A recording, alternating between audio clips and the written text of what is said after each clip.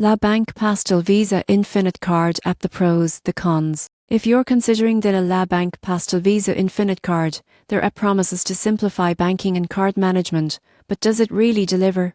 One of the biggest pros is convenience. Most people get this wrong by thinking they need to visit a branch for every transaction or statement. With the app, you can check your balance, view transactions, and monitor spending in real time. It also allows you to activate or block your card instantly, which is perfect for travel or if your card gets misplaced. Another advantage is the range of features tailored for cardholders. You can manage multiple accounts, set spending limits, and receive instant push notifications for purchases. For example, if you're traveling abroad, the app can alert you immediately to unusual activity, adding a layer of security. The app also integrates loyalty and reward management. Visa Infinite perks like concierge services, travel insurance, and airport lounge access can be tracked directly in the app.